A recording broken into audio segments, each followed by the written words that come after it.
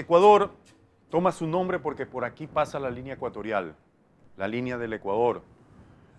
Y eso hace de que esta tierra tenga una característica geodésica muy interesante. Estas tierras tienen las características de que están en la mitad del mundo y sirve para unir los dos hemisferios, tanto el del norte como el del sur. Una de las características que tenemos aquí en nuestras culturas son los elementos duales. Los elementos duales recurrentemente tanto en la iconografía, por ejemplo, cuando revisamos todos los sellos y pintaderas de la cultura jamacuaque, nos damos cuenta de que recurrentemente existe una simbología ligada a la mitad del mundo. Existe una simbología dual, una simbología en la cual hay arriba y hay abajo.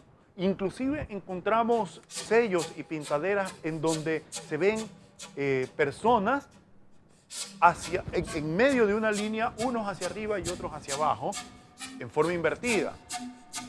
Y eso es obviamente porque la mitad del mundo, el hecho de vivir equinoccialmente, nos da una posibilidad dual de concepción del mundo, mucho más marcada que en las otras culturas. Casi todas las culturas del mundo tienen una concepción dual de las cosas.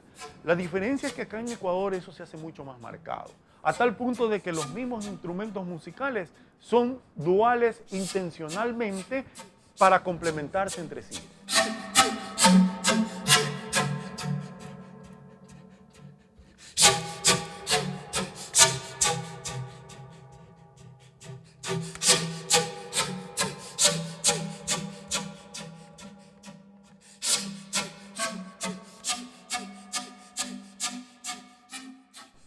Hay algunos figurines como por ejemplo los de la jamacuaque, en donde encontramos músicos tocando zampoñas o rondadores, que llamamos nosotros acá, pero que son instrumentos duales.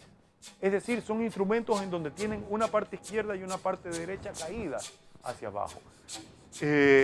Instrumentos que de una u otra manera reflejan el carácter solar y también otros que reflejan un carácter lunar. Yo creo que nuestras culturas desarrollan estos conceptos no solamente por el lugar geodésico que viven, sino porque es la mejor manera de entender el mundo simbólico que nos rodea. Es decir, uno no puede entender tal cantidad de cosas que nos rodean maravillosas, nuestra naturaleza, los ríos, si no tiene una herramienta conceptual o cosmogónica que nos dé la razón de las cosas.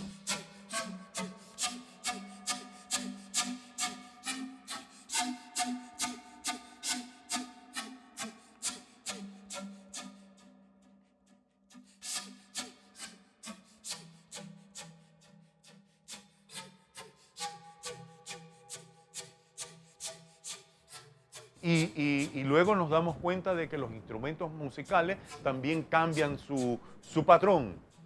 Ya inclusive no se hacen los instrumentos musicales únicamente amasando el barro y haciéndolo con las manos, sino que se recurre a la tecnología del molde. Entonces se construyen moldes para luego hacer figurines o carinas en forma de figurines en serie. Y eso es muy interesante, es muy interesante porque lo que nos está diciendo es que son sociedades en donde ya la producción de todos los útiles, tanto cotidianos como los útiles espirituales, se reproducen de una manera masiva.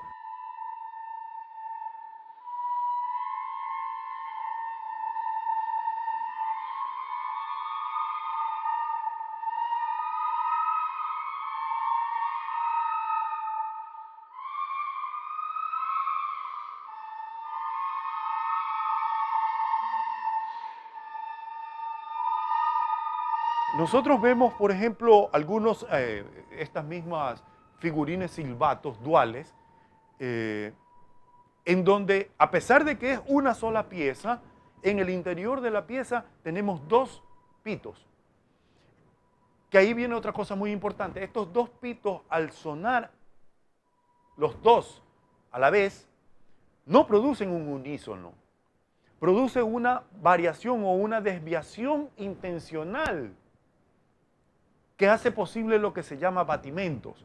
Pero más allá del batimento, hace posible lo que otro investigador de acá ha desarrollado, el investigador Juan Mullo Sandoval, que él lo llama el sonido paradojal.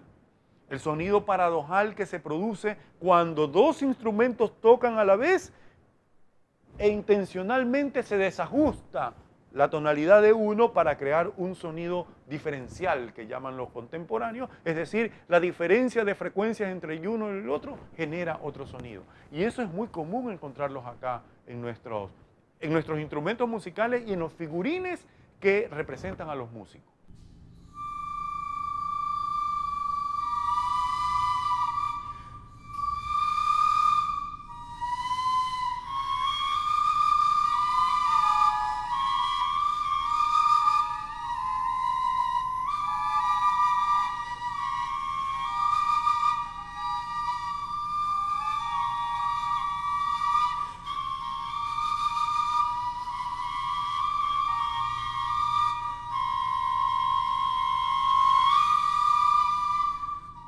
Hay una característica interesante de la música de las culturas precolombinas y precortesianas de América. Y es que encontramos evidencias de instrumentos de percusión, de instrumentos de viento, pero no de instrumentos de cuerda. Y uno se pregunta, bueno, ¿y por qué eso en América? ¿Y por qué eso también acá en Ecuador, ¿no? Nosotros hemos pensado de que la cerámica es la unificadora de los cuatro elementos. En Europa ocurre de que aparecen las cuerdas porque las cuerdas, desde un punto de vista cosmogónico, representan al fuego. Sin embargo, acá en América, el fuego está representado en los instrumentos de barro, porque el barro es la unificación de los cuatro elementos. Utilizas la tierra, utilizas el agua para amasar la tierra, utilizas el fuego para cocerla, y utilizas el aire tanto en la fabricación como en la interpretación de esos instrumentos de barro. Es decir, el instrumento de barro es la unificación de los cuatro elementos. No existieron instrumentos de cuerda acá, no los necesitaban, pues, porque cosmogónicamente está resuelto el problema de los cuatro elementos con la formación de los instrumentos musicales de barro. Y no se diga de que nuestras culturas, por estar atravesadas por grandes sistemas de cordilleras y de montaña, como en el caso acá de los Andes, son instrumentos de viento, de aire.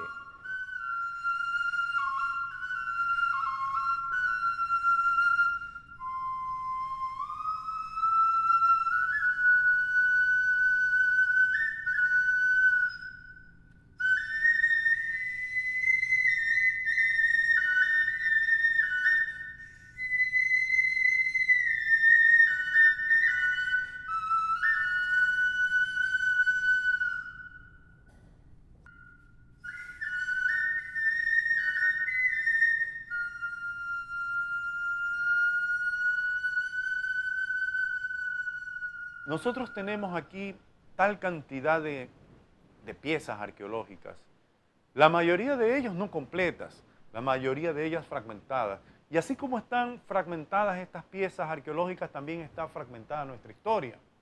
Nuestra historia está fragmentada porque aún no tenemos las investigaciones necesarias para armar un continuum precolombino. Un continuum del desarrollo de la sonoridad y la cosmografía musical de nuestras culturas.